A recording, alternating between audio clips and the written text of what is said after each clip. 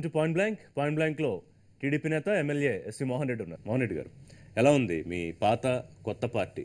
నా political start కూడా Telugu Desam party నుంచే అయింది. అంటే ప్రత్యక్షంగా కానీ నేను పొలిటికల్ యాక్టివిటీలో రావడం కానీ మా ఫాదర్ ఉన్నప్పుడు కానీ తెలుగుదేశం పార్టీ, అది చంద్రబాబు నాయుడు గారు లీడర్షిప్లో ఉన్నప్పుడే వచ్చినాము. TDP, Congress to YCP to మళ్ళీ టీడీపీ, ఇట్లా మారడం ఎట్లా అనిపిస్తుంది? ఇబ్బందిగా అనిపించదా? అంటే పరిస్థితులను బట్టి. ఆ రోజు తెలుగుదేశం పార్టీలో చాలా సంవత్సరాలు ఉన్నాము. తెలుగుదేశం పార్టీలో ఆ రోజు డీలిమిటేషన్లో కేఈ కృష్ణమూర్తి వాళ్ళ మండలాలు మా దాంట్లో కలవడము. అప్పుడు నేను టికెట్ అడిగితే మా ఇద్దరి మధ్య నా క్లాష్ వచ్చి నాకు టికెట్ ఇవ్వలేకపోవడము, అప్పుడు కేఈ ప్రభాకర్కి టికెట్ ఇవ్వడము. ఆ పరిస్థితులలో ఆ పత్తికొండలో కాన్స్టిట్యున్సీలో ఉన్నటువంటి కార్యకర్తలందరూ మీరు ఎటు తిరిగి కంటెస్ట్ చేయాలి, ఏదన్నా పార్టీ తరపున చేయండి లేదా ఇండిపెండెంట్గా చేయండి, కంటెస్ట్ అయితే చేయాలి తప్పకుండా, కాన్స్టిట్యున్సీని వదిలిపెట్టొద్దని ఆ రోజు లీడర్లు కానీ కార్యకర్తలు కానీ బాగా ఒత్తిడి చేశారు. ఆ రోజు పరిస్థితులలో ఇండిపెండెంట్ కంటెస్ట్ చేసేదానికంటే కాంగ్రెస్ ఒక పార్టీ సపోర్ట్ ఉంటే బెటర్ అని ఆ రోజు రాజశేఖర రెడ్డి గారు కూడా ఇమీడియట్గా టికెట్ ఇవ్వడం వలన కాంగ్రెస్ పార్టీలోకి పోవడం జరిగింది. తర్వాత ఎమ్మెల్సీగా నన్ను కంటెస్ట్ చేయమని చెప్పినప్పుడు కూడా నేను వద్దని చెప్పాను. ఆ రోజు కిరణ్ కుమార్ రెడ్డి గారు కూడా చెప్పారు వద్దండి, నాకు ఇంట్రెస్ట్ లేదని. కానీ ఆ రోజులలో ఉండేటువంటి పరిస్థితులలో శోభనారెడ్డి గారు కానీ వీళ్ళందరూ వైసీపీలో ఉన్నారు. లోకల్ బాడీస్లో నేనైతేనే గెలుస్తాను అనేటువంటి ఉద్దేశంతో ఆ రోజు కిరణ్ కుమార్ రెడ్డి గారు కూడా నన్ను ఫోర్స్ చేసినారు. మా గెలుపు గుర్రవని మీకు అవకాశాలు ఇచ్చి ఉండొచ్చు, కానీ ప్రజల్లో మీకు వ్యతిరేకత రాదా? నేను ఎప్పుడు ప్రజలకు వ్యతిరేకంగా ఎప్పుడు పోలేదు. ఎందుకంటే ఆ రోజు మా కార్యకర్తలు నాయకులు బలవంతం చేస్తేనే ఆ రోజు కాంగ్రెస్ పార్టీలో కాంగ్రెస్ నుంచి పోటీ చేశాము, ఓడిపోయినాం. మళ్ళీ ఎమ్మెల్సీ అయిన తర్వాత కూడా మేము ఎక్కడ కానీ ప్రజలకు దూరం కాలేదు. బట్ ఇవాళ జగన్మోహన్ రెడ్డి వదిలేసి చంద్రబాబు దగ్గర రావడానికి కారణం ఏంటంటే ముఖ్య కారణం అయితే 1-2 సంవత్సరాల నుంచి మేము చూస్తూ ఉన్నాము, ఎటువంటి అభివృద్ధి కార్యక్రమాలు చేసే పరిస్థితి లేదు. అంటే దీనికి 2 కారణాలు ఉన్నాయి మారడానికి. ఒకటి అభివృద్ధి, 2 సంవత్సరాల నుంచి ఏం చేయలేనటువంటి పరిస్థితి. దాంట్లో నియోజకవర్గం ప్రతిపక్షంలో ఉన్నారు కాబట్టి అభివృద్ధి జరగడం లేదు. అధికారులు కూడా ఏదైనా స్పందించడానికి భయపడేటువంటి పరిస్థితి ఉంది. అంటే ఏదైనా లోకల్లో ఉన్నటువంటి అధికార పార్టీ నాయకుల నుంచి అంత ఒత్తిడి వస్తుందని ఆ భయంతో చాలా వరకు ఉంది. నియోజకవర్గానికి ప్రతిపక్షంలో ఉన్న వాళ్ళకి జరగట్లేదా? మా కాన్స్టిట్యున్సీ గురించి చెప్తున్నా. జనరల్గా కూడా ఎక్కడైనా సరే మేము ఫండ్స్ కావాలి, డెవలప్మెంట్ కావాలంటే సీఎం గారిని పోయి అడిగేటువంటి పరిస్థితి ఉండదు, మంత్రులను అడిగేటువంటి పరిస్థితి ఉండదు. లోకల్గా ఉండేటువంటి ఫండ్స్తోనే చేయాలంటే అది ఎంతవరకు అవుతుంది అనేది.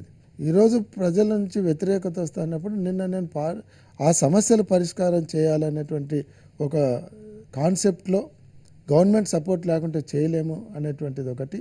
భూమా నాగిరెడ్డి గారు మాడిన తర్వాత భూమా నాగిరెడ్డి గారి ద్వారా మీరు వస్తే నేను ఫండ్స్ మ్యాక్సిమం హెల్ప్ చేస్తాము, కాన్స్టిట్యున్సీని డెవలప్ చేసుకున్నారు. కాబట్టి ఈరోజు కాన్స్టిట్యున్సీ మెయిన్ వైల్గా మీరు చెప్పిన కారణం ఏంటంటే కర్నూలులో జగన్ చేస్తున్న దీక్ష గురించి మీకు ఇన్ఫర్మేషన్ లేకపోవడం మిమ్మల్ని బాధ పెట్టింది. అలాంటి సిల్లీ రీజన్స్ చెప్తే అది సిల్లీ రీజన్ అనేది కాదండి, కాన్స్టిట్యున్సీ చెప్పకపోవడం అనేది ఒకటి. దానికంటే నాకు ఇబ్బందికర పరిస్థితి ఏమున్నదంటే ముఖ్యంగా శోభా నాగిరెడ్డి అఖిలప్రియ పార్టీ మారిన తర్వాత అక్కడ మా చిన్నాన్నను అఖిలప్రియ మీద పోటీ పెట్టమని నాకు ఒత్తిడి బాగా ఎక్కువైంది పార్టీ నుంచి. అంటే మాకు శోభా నాగిరెడ్డితో మా కుటుంబానికి ఉన్నటువంటి సాన్నిహిత్యం, అందరు కూడా మా ఇంట్లో లాస్ట్ అమ్మాయి కాబట్టి అందరు కూడా బాగా ఇష్టపడేవాళ్ళు. ఇప్పుడు ఆ పాప మీద పోటీ పెట్టాలనేటువంటిది ఒత్తిడి ఎక్కువైంది. అంటే అఫ్కోర్స్ జగన్మోహన్ రెడ్డి గారు ఒక పార్టీ ప్రెసిడెంట్, ఒక పార్టీ చేశారు. అంటే తెలుగుదేశం పార్టీకి మారిన తర్వాత మా సొంతం చిన్నాన్నను, అంటే మాది కంబైన్ ఫ్యామిలీ, మా చిన్నాన్నను ఇన్ఛార్జిగా పెట్టి అక్కడ ఇన్ఛార్జిగా పెట్టి పోటీగా తయారు చేయాలని, అంటే భవిష్యత్ ఎలక్షన్లకు ఇప్పటి నుంచి ఇన్ఛార్జిగా పెట్టి పోవాలని. మేము ఆ పాప మీద, సొంత మేనకోడల మీద, చెల్లెలు చనిపోయింది, సెంటిమెంటల్గా పోలేకపోయినా. అఫ్కోర్స్ జగన్మోహన్ రెడ్డి గారు ఒక పార్టీ నాయకునిగా అక్కడ ఒక స్ట్రాంగ్ క్యాండిడేట్ని పెట్టాలనుకోవడం జగన్మోహన్ రెడ్డి గారు తప్పనడం లేదు, నేను తప్పనడం లేదు. అది రాజకీయ కోణంలో జగన్మోహన్ రెడ్డి గారు తప్పనడం లేదు. కానీ ఇంటర్నల్గా ఫ్యామిలీ విషయానికి వచ్చేసరికి మాకు చాలా ఇబ్బందికర పరిస్థితి. 2 నెలల నుంచి నేను మాతో కాదంటున్నాను, జగన్మోహన్ రెడ్డి గారు పార్టీ ఏమో కావాలి అంటున్నారు. అది ఒక సంఘర్షణ ఒకటి ఉన్నది. భూమా నాగిరెడ్డి, భూమా అఖిలప్రియ పార్టీ మారినప్పుడు మీరు చాలా సీరియస్ కామెంట్స్ చేశారు. వీళ్ళు పార్టీ మారడానికి సంబంధించి శోభా నాగిరెడ్డి ఆత్మ కూడా క్షోభిస్తుంది. నేను చేయలేదు అది. ఆమె- నేను ఆ మాట I have చెప్పలేదు. noticed చాలా మంది somewhere. మీరు- పార్టీ మీరు- మీరు పార్టీ ఖచ్చితంగా నాయకులు బాధపడే చెప్పారు. పరిస్థితి కింద మాట్లాడారు. మరి వాళ్ళు మీరు మారడాన్ని ఎట్లా సమర్థించుకుంటారు? నేను భూమానాయుడు శోభమ్మ ఆత్మ క్షోభిస్తానని ఎప్పుడు చెప్పలేదు. భూమా ఫస్ట్ మారేటప్పుడు భూమా నాయుడు పార్టీ మారుతాడని నేను అనుకోవడం లేదు. ఇప్పటికైతే క్లారిటీ లేదని అప్పుడు మారేటప్పుడు చెప్పాను. మారిన తర్వాత కూడా సరే వాళ్ళ ఇబ్బందులు ఏముండే వాళ్ళు మారినారు, నేనైతే పార్టీలో కంటిన్యూ అవుతానని చెప్పాను. నేను చాలా వరకు కంటిన్యూ అయినాను. నాకు ఈ అయితే ఒక 2 నెలలు డిఫరెన్స్ అంతే, మీరు పెద్ద అంతకన్నా కంటిన్యూ అయింది ఏముంది పార్టీ? అదే వాళ్ళు పోయిన తర్వాత ఆ 2 నెలలు నాకు ఆళ్ళగడ్డ దాని మీద ఒత్తిడి ఎక్కువైంది. అంతేనా? లేకపోతే ఈ లోపు మోహన్ రెడ్డి ఎక్కువ డిమాండ్ చేశారు అనే వార్తలు కూడా వచ్చాయి. భూమా నాగిరెడ్డి అఖిలప్రియతో పాటు వెళ్లకుండా ఆగడానికి కారణం మీరు ఏం డిమాండ్ చేస్తామంటే వాళ్ళకి మంత్రి పదవి ఇస్తామన్నారు. సరే వాళ్ళకి మంత్రి పదవి ఇస్తారు, ఇంకా నేనేం డిప్యూటీ సీఎం అడగడానికి లేదు కదా. డబ్బులు, అందరు డబ్బులు మాట్లాడుతున్నారు, 20 కోట్లు 30 కోట్లు అని మాట్లాడుతున్నారు. డబ్బులు గురించి అందులో ఏమైనా ఎక్కువ డిమాండ్ పోవాల్సినటువంటి అవసరం లేదు. మా కుటుంబానికి భగవంతుడు ఇచ్చాడు. ఈ రోజు కాదు, మేము రాజకీయాల 1962లోనే మేము ఆళ్ళగడ్డలో ఒక సినిమా థియేటర్ కట్టాము. పాయింట్ బ్లాంక్ లో షార్ట్ బ్రేక్ తీసుకుందాం. బ్రేక్ తర్వాత పాయింట్ బ్లాంక్ కొనసాగుతుంది.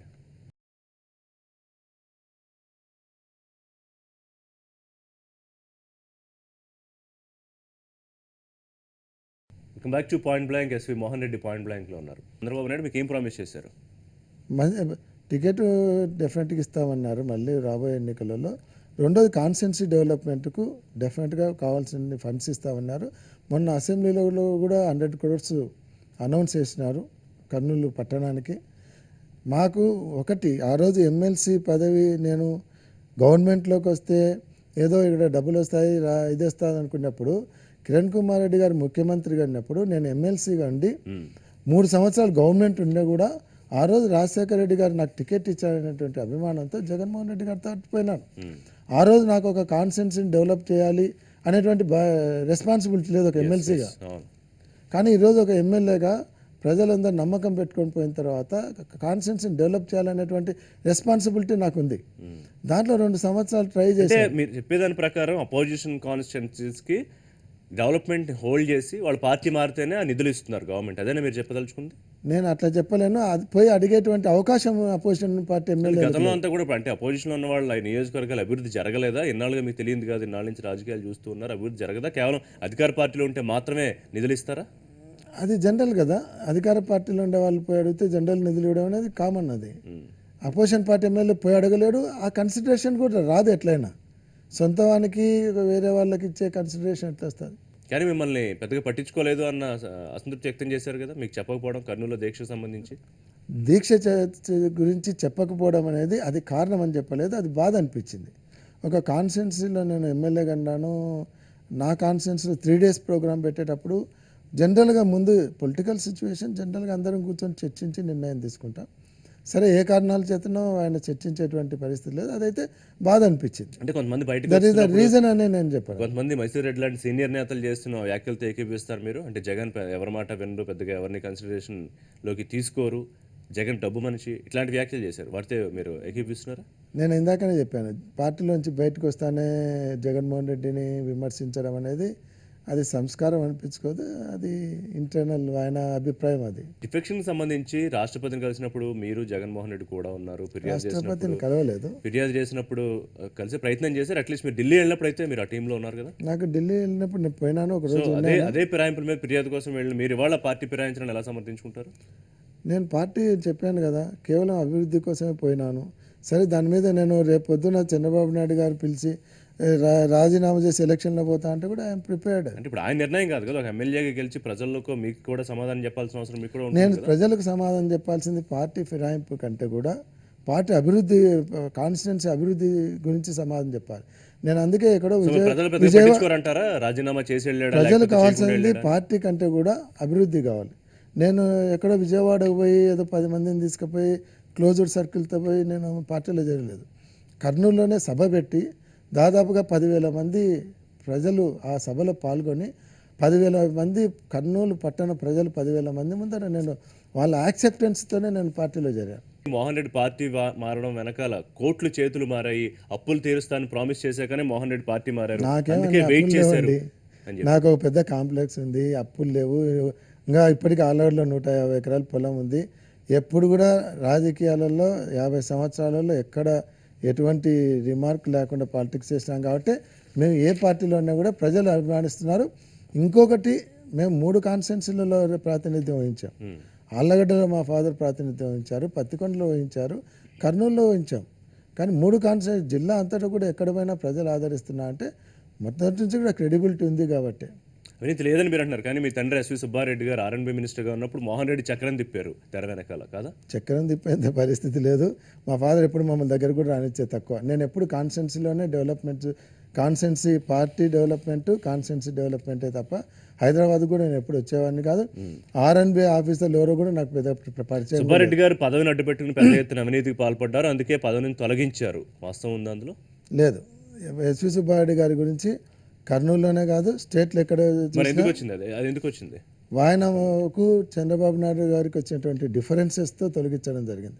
అంటే ఈయన స్ట్రైట్ ఫార్వర్డ్, ఏదైనా చిన్న చిన్న విన్నా కూడా ఈయన స్ట్రైట్గా చెప్పేవాడు. ఆ స్ట్రైట్ ఫార్వర్డ్నెస్ కానీ లేకుంటే ఈయన వ్యవహార శైలి, వాళ్ళిద్దరికి కొద్దిగా ఇంటర్నల్గా ప్రాబ్లమ్స్ స్టార్ట్ అయితే వచ్చినాయి. తర్వాత తొలగించిన మళ్ళీ టికెట్ ఇచ్చినారు.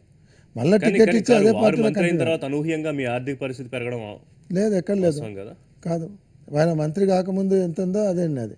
మేము ఆళ్ళగడ్డలో ఇంకా మీరు చూస్తే ఆళ్ళగడ్డ పొలాలు అమ్మినాం. ఆళ్ళగడ్డ పొలాలు అమ్ముతా వచ్చాం. రాజకీయాల కోసం, ప్రజల కోసమా? రాజకీయాలలో ఎలక్షన్లలో ఏదైనా ఖర్చులు ఉంటే వేరేది లేదు. తర్వాత మేము బిజినెస్లలోకి ఇప్పుడు కాదు, మా ఫాదర్ మినిస్టర్ కాకముందు, తెలుగుదేశం పార్టీ అధికారంలో లేకముందే మేము ఆల్రెడీ సినిమా బిజినెస్ చేసాము, కాంట్రాక్ట్ ఫీల్డ్ ఉన్నాము. ఇప్పటికీ కాంట్రాక్ట్ మా హాట్ మిక్స్ ప్లాంట్లో వెళ్ళిండాయి. అప్పట్లోనే ఎన్టీ రామారావు గారి మేజర్ చంద్రకాంత్ సినిమా ఆ రోజులలోనే మేము ₹1,00,00,000 పైన పెట్టుకున్నాం. అంటే అప్పటికి తెలుగుదేశం రాలేదు, మా ఫాదర్ మంత్రి కాలేదు. ఇందాక మీరు అన్నారు ఎస్వి కాంప్లెక్స్, దాని మీద ఎన్నో పోరాటాలు, ఉద్యమాలు, దాన్ని చాలా మంది ప్రయత్నం చేసిన మొత్తాన్ని దక్కించుకోగలిగారు మీరు. పోరాటాలు ఏం లేదు, దాంట్లో హైకోర్టు పోయినాము. రాజశేఖర రెడ్డి గారు సీఎం ఉన్నప్పుడే దాని మీద హౌస్ కమిటీ కూడా వేశారు. మేము ఆ రోజు తెలుగుదేశంలో ఉన్నాం. అది ఇక్కడ ల్యాండ్ గ్రాబింగ్ కోర్టు, హైకోర్టు మాకు ఇచ్చింది. మద్రాస్ హైకోర్టు పోయినాము, మద్రాస్ హైకోర్టులో వచ్చింది. ఎవరైతే మేము ఊరికే తీసుకోలేదు వాళ్ళకి డబ్బులు పే చేసి రిజిస్టర్ చేసుకున్నాము. మద్రాస్ హైకోర్టు కూడా జడ్జిమెంట్ ఇచ్చింది. అది లీగల్గా ఎక్కడ లేదన్న తర్వాత ప్రెస్టేజ్ తీసుకోవడానికి కారణం ఏంటి? ఎస్వి కాంప్లెక్స్ వ్యవహారాన్ని ప్రెస్టేజ్ ఏం కాదు, మేము ఫస్ట్ లీజుకి ఇచ్చినారు. తర్వాత వాళ్ళు మాకు ఆర్థిక పరిస్థితి బాగాలేదు, మేము అమ్ముతాము కొంటారు అంటే ఆ రోజులలోనే మేము కొన్నాము. కొన్ని కూడా 25 సంవత్సరాలు అయింది. పాయింట్ బ్లాంక్లో షార్ట్ బ్రేక్ తీసుకుందాం. బ్రేక్ తర్వాత పాయింట్ బ్లాంక్ కొనసాగుతుంది. Welcome back to point blank. S V Mohan Reddy point బ్లాంక్లో ఉన్నారు. మోహన్ రెడ్డి గారు, కాంగ్రెస్ ఎమ్మెల్సీగా ఉండి మీరు రాజీనామా చేసి వైసీపీకి వెళ్ళలేదు, దానికి ఒక కారణం చెప్తున్నారు, లేకపోతే టీడీపీలోకి రావడానికి ఒక కారణం చెప్తున్నారు. కానీ నేనేమంటానంటే, ఒక రాజకీయ నాయకుడిగా ప్రజలు మీ మీద పెట్టుకున్న నమ్మకాన్ని ఏదో కారణం చెప్పి మీరు పార్టీలు మారడాన్ని యాక్సెప్ట్ చేస్తారంటారా? ఎందుకంటే రేపు పొద్దున్న 2019 కూడా మీరు టీడీపీలో ఉంటారన్న నమ్మకం ఏంటి? టీడీపీలో ఉంటే కంటెస్ట్ చేస్తాము. ఈరోజు వచ్చాం కాబట్టి టీడీపీలో ఉంటే కంటెస్ట్ చేస్తాము. ఇది ఇంతకుముందు ఈ పార్టీలో ఉన్నాం కాబట్టి దీంట్లో నుంచి కంటెస్ట్ చేస్తాము. ప్రజలు ఇందాకనే నేను చెప్పాను, ప్రజలకు పార్టీల కంటే కూడా వాళ్ళ అవసరాలు, వాళ్ళ అభివృద్ధి ముఖ్యం. సో రేపు ఏమన్నా ఈక్వేషన్స్లో ఒకవేళ వైసీపీ అధికారంలో వస్తే మళ్ళీ మోహన్ రెడ్డి వైసీపీకి వెళ్ళిపోతారా ప్రజల అభివృద్ధి పేరుతోటి? ఆ రోజు వెళ్ళాను, ఎందుకంటే ఈరోజు వచ్చిన తర్వాత మళ్ళీ ఆయన దగ్గర పోయి మరి ఈ రోజు రాగాలేదు. ఈరోజు ఆ రోజు చంద్రబాబు నాయుడు గారు పార్టీ టికెట్ ఇవ్వలేని పరిస్థితుల్లో పోయినాం. భూమా నాగిరెడ్డికి మంత్రి పదవి రావడం అనే పాయింట్ బలం చేకూర్చడానికనే మోహన్ రెడ్డి కొన్ని రోజులు వెయిట్ చేసి, భూమనారెడ్డికి మంత్రి పదవి నా చేరికతో సంబంధం లేకుండానే భూమనారెడ్డికి ప్రామిస్ చేసినాడు చంద్రబాబు నాయుడు గారు. దానికి సంబంధించని కాదు, నాగిరెడ్డి కూడా నాకు ఒక రకంగా నేను కూడా మంత్రిగా అంటాను, చంద్రబాబు నాయుడు నీకు హామీ ఇస్తున్నాడు, మంత్రిగా నేను వస్తే ఇంకా కాన్స్టిట్యున్సీ నువ్వు డెవలప్ చేసుకునే దానికి అవకాశం ఉంటుంది అది నాగిరెడ్డి గారు కూడా చెప్పడం జరిగింది. సరే, ఈ ఈక్వేషన్స్ అన్నీ తీసుకొని 3 సంవత్సరాలలో మనం చేయదగిన కాడికి మ్యాక్సిమం డెవలప్ చేద్దాం. తర్వాత ప్రజలు ఆ రోజు సిచ్యువేషన్ బట్టి కంటెస్ట్ చేసిన వాడందరూ గెలుస్తారు, ఇలాంటివి ఓడిపోతాను కాదు. రేపొద్దున కూడా నేను గెలవచ్చు, ఓడిపోవచ్చు, అది సెకండరీ. అదే ఇప్పుడు తెలుగుదేశం పార్టీ ఒక మాట చెప్తోంది, ఎమ్మెల్యేలందరి చేత అవసరమైతే రాజీనామా చేయించి మళ్ళీ ఎన్నికలకు వెళ్తామని. అట్లాంటి పరిస్థితి దానికేం వెనుకాడేది లేదు. ఆ రోజు నాకు 5 సంవత్సరాల పదవీ కాలం ఉన్నప్పుడే నేను ఎమ్మెల్సీ పదవి వదిలిపెట్టాను. 1 సంవత్సరమే ఉన్నాను ఎమ్మెల్సీగా. 5 సంవత్సరాలు పదవి వదిలిపెట్టాను, 3 సంవత్సరాలు గవర్నమెంట్ వదిలిపెట్టాను. రేపు ఎన్నికలు పోవడానికి ఎప్పుడు భయపడాం. ఈరోజు ప్రజల మధ్యన తిరిగే వాళ్ళం, ప్రజల కోసం ఉండేవాళ్ళం, భయపడం. గెలిపోవటంలో కూడా సమానంగా తీసుకుంటాం, దాన్ని ఏదో పెద్ద బాధపడేది లేదు, గెలిచినామని పెద్దగా ఎగిరేది ఉండదు. జగన్మోహన్ రెడ్డిని మానసికంగా వీకెండ్ చేయడానికైనా రాయలసీమలో మ్యాక్సిమం నెంబర్ టీడీపీలోకి వెళ్ళే ప్రయత్నం ఎవరు మొత్తం దీనికి నేతృత్వం వహిస్తున్నారు? రాయలసీమ జగన్మోహన్ రెడ్డిని వీకెండ్ చేయడం అనేది కాకుండా రాయలసీమలో తెలుగుదేశం పార్టీ మొన్న సీట్లు చాలా తక్కువ వచ్చాయి కాబట్టి రాయలసీమలో కర్నూలులోనే బాగా తక్కువ వచ్చాయి. ఇప్పుడు దాన్ని మొత్తం మీరు ఫిల్ చేస్తున్నారుగా. రాయలసీమలో స్ట్రెంగ్తన్ కావాలనేటువంటి దీంట్లో వాళ్ళు ఉన్నారు. ఇక్కడ ఎవరి పరిస్థితులను బట్టి కొంతమందికి ఇబ్బంది ఉండి, కొంతమంది డెవలప్మెంట్, కొంతమంది మారుతూ వస్తున్నారు. అది ఎవరి ఇబ్బందులను బట్టి వాళ్ళు. భూమా పీఆర్పీలోకి వెళ్ళినప్పుడు మీరు కామ్గా ఉండడానికి కారణం ఏంటి? ఒక అవగాహనతో ఏమన్నా మీరు ఇద్దరు అట్లా అనుకున్నారా? లేదు, పీఆర్పీలో పోయినప్పుడు నన్ను కూడా అడిగినాడు ఆ రోజు నాయిరెడ్డి. అంటే ప్రజారాజ్యం పార్టీ నేను రాను, అదేం పార్టీ సస్టైన్ అయ్యేటటువంటి పరిస్థితి అయితే నాకైతే ఒక వేవ్ ఉందనుకుని, లేకపోతే నాకు అనిపించింది. రెండోది ఎట్లంటే పత్తికొండ కాన్స్టిట్యున్సీలో మొదటి నుంచి మేము తెలుగుదేశం ఆడ స్ట్రాంగ్ చేసి పెట్టినామనేది ఒకటి. బీసీ కాన్స్టిట్యున్సీ, నాకు కాన్స్టిట్యున్సీలో తెలుగుదేశం స్ట్రాంగ్ కాబట్టి నాకు కష్టమవుతుంది, రాలేను. అందులో పీఆర్పీ అంటే నాకు ఎందుకో మొదటి నుంచి అంత కాన్ఫిడెన్స్ రాలే. సరే, ఆ రోజు వేవ్ ఉండొచ్చు. చిరంజీవి మీద నమ్మకం లేదా అప్పుడు మీకు? చిరంజీవి అని కాదు, ఆ పార్టీ యాక్టివిటీస్ దాని మీద ఇది అంత సస్టైన్ అవుతానేటువంటి నమ్మకం నాకు కలగలేదు. కానీ ఒక తీవ్రమైన విమర్శ ఉంది, చట్టంలో లొసుగులు అడ్డుపెట్టుని క్రిస్టియన్ భూములు కొన్ని మీరు స్వాధీనం చేసుకున్నారు, లేకపోతే ఆక్రమించుకున్నారు అని. ఆక్రమించుకోలేదు, దాని హిస్టరీ చెప్పాలంటే మీరు కొద్దిగా టైం తీసుకోగలిగితే చెప్పచ్చు. అది యాక్చువల్గా పోస్టల్ డిపార్ట్మెంట్కు లీజుకి ఇచ్చినారు. వాళ్ళు వెకెట్ చేయకుండా వీళ్ళని ఇబ్బంది పెడుతూనే ఉన్నారు. తర్వాత వాళ్ళతో ఇబ్బంది పడలేక మాకు లీజుకి ఇచ్చినారు. తర్వాత అది మేము సెంట్రల్ గవర్నమెంట్ వాళ్ళకు నోటీస్ ఇచ్చి చేసిన తర్వాత లీగల్గా వాళ్ళు మాకు సెంట్రల్ గవర్నమెంట్ మాకు హ్యాండ్ ఓవర్ చేసింది. అది అక్వైర్ చేసినది కాదు.